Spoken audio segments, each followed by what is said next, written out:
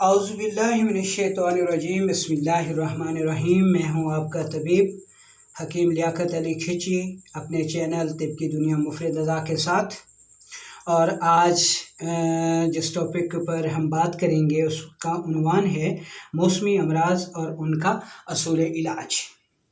बहुत सारे अतिबाए कराम ने भी ये पूछा है कि सर जी इस मौसम के हवाले से नज़ला ज़ुकाम, खांसी, बुखार, गले की ख़राश, बच्चों में इसहाल, छाती पे बोझ जैसे मरीज़ ज़्यादा आ रहे हैं तो उनका असूल इलाज क्या होना चाहिए। तो दूसरी तरफ बहुत सारे अहबाब ने भी ये पूछा है कि जो अमराज मैंने गिनवाए हैं वो तेज़ी से पैदा हो रहे हैं तो उनका क्या असूल इलाज है, कौन सी ऐसी रेमेडी है, कौन सी ऐसी चीज़ है जो कि हम इस्तेमाल करके इन मौसमी अमराज से बच सकते हैं। तो दोस्तों, अपने टॉपिक की तरफ बढ़ने से पहले आपसे गुजारिश है कि अगर आपने हमारा चैनल सब्सक्राइब नहीं किया तो जल्दी से इसे सब्सक्राइब कर लें और साथ लगे घंटी के बटन को भी दबा दें ताकि तिब सेहत के मौजू पर हर नई आने वाली वीडियो आपको सबसे पहले मिल सके। तो दोस्तों, मौजूदा जो मौसम चल रहा है, कानून मुफरद आज़ा की ज़बान में इसे आसाबी गुदी कहते हैं। इस मौसम में रतूबात पैदा होकर जिस्म में रुक रही हैं। ये मौसम 22 अगस्त से 21 अक्टूबर तक रहेगा, यानी 22 अगस्त से ये शुरू हो चुका है, ठीक है, और 21 अक्टूबर तक ये मौसम रहेगा। उसके बाद इसकी जगह सर्दी ले लेगी। तो दोस्तों, ये जो तारीख़ है ये कम व बेश है, इसमें मामूली तब्दीलियां जो हैं वो हो सकती हैं मौसमी तग़य्युरात की वजह से। अब फ़र्ज़ करें जहाँ पर बारिशें बहुत ज़्यादा हो रही हैं तो वहाँ पर सर्दी आम इलाकों की निस्बत ज़्यादा जल्दी आ सकती है। तो मौसमी तग़य्युरात के हवाले से ये मामूली तब्दीली हो सकती है। तो सबसे पहले हम थोड़ी सी तारीफ़ कर लेते हैं मौसमी अमराज की, ठीक है। मौसमी अमराज को कैफियाती अमराज भी कहा जाता है, ठीक है जी। अब कैफियत में क्या कुछ आता है? सर्दी, गर्मी, तरी, सर्दी, गर्मी, तरी और खुश्की, ये कैफियती अमराज में आते हैं।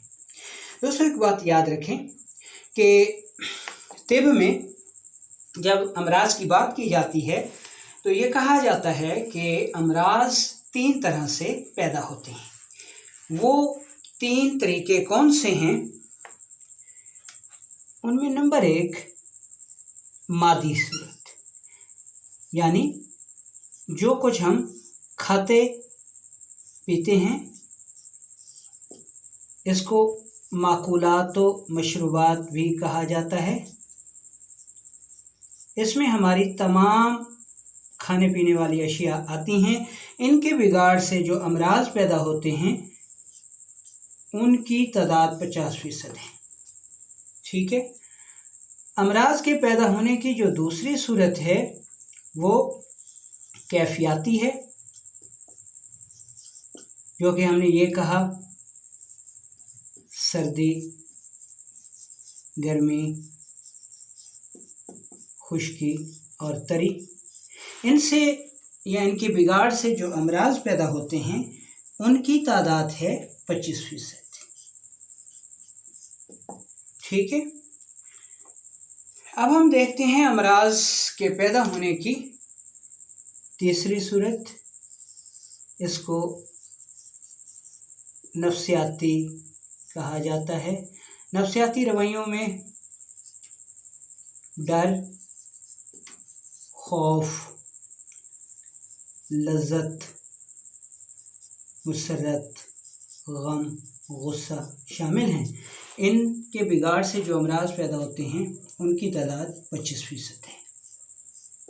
तो ये 100% तादाद पूरी हो गई। अमराज के पैदा होने के। अब यहाँ पर एक बात ध्यान रखें कि ये जो दो सूरतें हैं, यानी ये जो 25% कैफियाती और 25% नफ्सियाती, ये अमराज भी तब पैदा होंगे जब ये 50% में बिगाड़ होगा। जब ये 50% में बिगाड़ होगा तो तब ही ये दोनों अमराज पैदा होंगे, वरना अमूमी हालत में इनके पैदा होने की जो सूरत है वो बहुत कम होती है।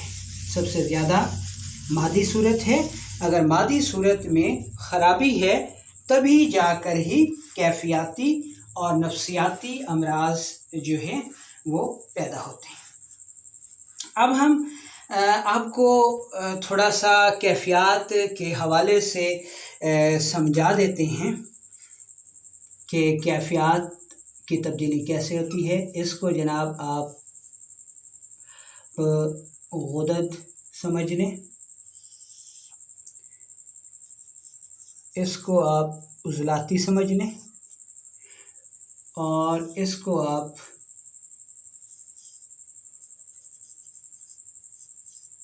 आसाबी समझ लें। ठीक है जी। अब ये जो मौसम होगा, ठीक है जी, गुद्दी उज़लाती, गुद्दी उज़लाती मौसम में गर्मी ज़्यादा होती है, खुश्की कम होती है। हम इसको फ़र्ज़ कर लेते हैं कि गुद्दी उज़लाती में जो गर्मी होगी वो 75% होगी और जो खुश्की होगी वो 25% होगी। ठीक है, इस कैफियत को हम कहेंगे गुद्दी उज़लाती। अब ये गुद्दी उज़लाती में जो है गर्मी बढ़ती रहेगी। ठीक है, अब जब ये गर्मी 100% हो जाएगी, ठीक है, तो ये खुश्की से इसका ताल्लुक़ ख़त्म हो जाएगा और इसका ताल्लुक़ जो है वो तरी से जुड़ जाएगा। ठीक है जी, यानी इसमें जब गर्मी 100% होगी तो इसका ताल्लुक़ खुश्की से ख़त्म हो जाएगा और तरी से जुड़ जाएगा। तरी यहाँ पर 0% है और बढ़ रही है। ठीक है जी। अब जब गर्मी का ताल्लुक़ तरी से होगा तो इसको हम गुद्दी आसाबी कहेंगे। ठीक है जी। अब इसमें दो काम होते हैं। कौन से दो काम? कि गर्मी का अखराज हो रहा है और तरी जो है ये मुसलसल बढ़ रही है।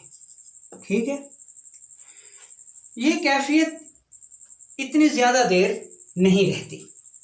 ठीक है जी, क्योंकि एक तरफ तो गर्मी का अखराज हो रहा है और दूसरी तरफ तरी जो है वो मुसलसल बढ़ रही है, तो फ़ौरन ही ये कैफियत जो है, फ़र्ज़ करें कि गर्मी खारिज होते होते ये 60% रह गई।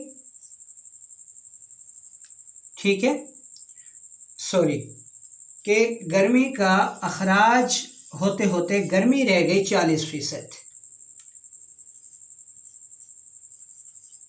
गर्मी 40% रह गई और ये जो तरी थी ये 60% हो गई।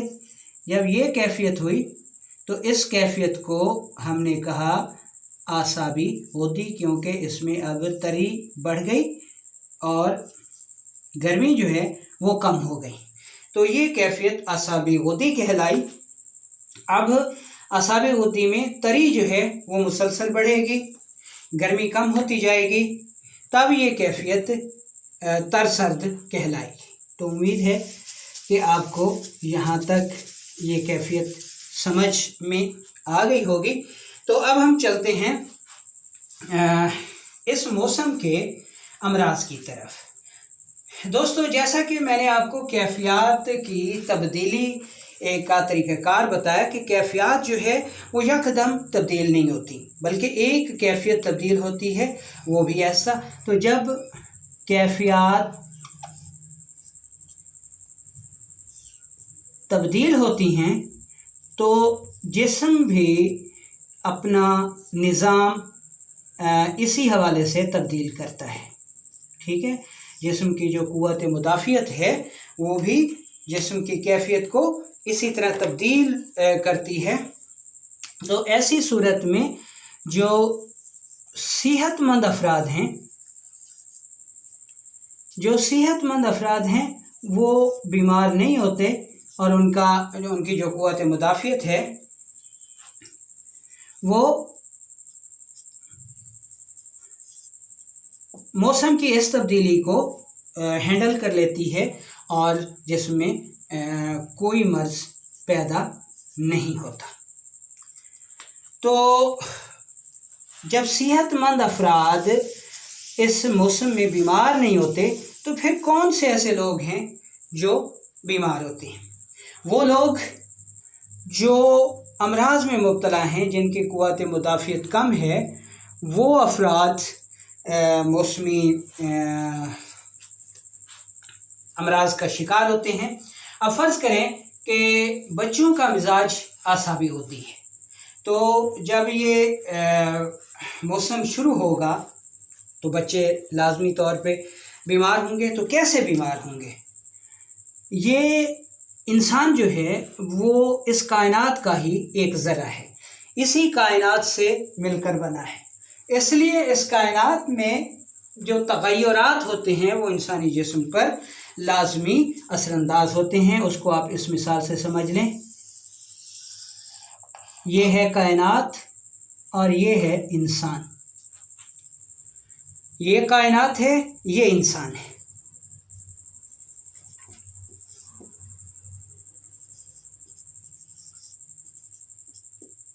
ठीक है जी, कायनात बहुत बड़ी है, इंसान एक छोटा उसका ज़रा है, इसलिए इसके तग़य्युरात इस पर बहुत ज़्यादा पड़ते हैं। अब अगर ये बीमार हो तब तो बहुत ज़्यादा पड़ेंगे। तो कैफियती अमराज को आप इस हवाले से भी समझ सकते हैं। अब हमने ये कहा कि जो सेहतमंद अफराद हैं वो तो किसी तौर पे बीमार नहीं होते हैं। अब फ़र्ज़ करें बच्चों का मिजाज आसाबी होती है, ये बच्चे, ठीक है, मौसम जो है वो भी आसाबी होती है, इसलिए इस मौसम के शुरू होते ही ये जो बच्चे हैं ये इस मौसम की शिद्दत का शिकार हो जाते हैं और इनमें हैज़ा, इसहाल, कै, मतली वगैरह जो है इन जैसे अमराज पैदा हो जाते हैं। ठीक है, तो जब बच्चों में ऐसे अमराज पैदा होते हैं तो उनका असूल इलाज क्या होना चाहिए? क्योंकि इस मौसम में बच्चों के छाती पर बोझ, नज़ला, ज़ुकाम, खांसी, गले की खराश, बुखार, हैज़ा, इसहाल वगैरह का शिकार हो जाते हैं। इस मकसद के लिए उन्हें दर्ज झैल जो है वो असूल इलाज देना चाहिए। इसमें लौंग 2 अदद हैं, दारचीनी आधी उंगली के बराबर है, ये कहवा बना लें और 5 साल के बच्चे को 1 चम्मच और 5 साल के बच्चे को 2 चम्मच हर घंटे बाद दें। ठीक है, इसके अलावा दर्ज झैल नुस्खा भी बेहद मुफीद साबित होता है। ऐसी सूरत में इसमें दारचीनी 3 तोले है, करिंजवा यानी उसका मगज़ लेना है आपने, वो 2 तोला है और गंधक आंवला सार जो है वो 1 तोला है। इन तीनों चीज़ों को इंतहाई बारीक पाउडर बना लें और 1 या 2 रत्ती शहद में मिलाकर 3 बार दिन में 3 बार बच्चों को चटवा दें। ठीक है, अब आते हैं बड़े अफराद की तरफ, यानी वो लोग जिनमें मर्द, औरतें और बूढ़े लोग शामिल हैं, तो वो इस मौसम में दर्ज झैल दवा इस्तेमाल करें। इसमें एक चीज़ है हलीला, दूसरी चीज़ बलीला है और तीसरी चीज़ आंवला है। ये आपने एक एक तोला लेनी है। गंधक, आंवला, सार आपने 3 तोला लेनी है।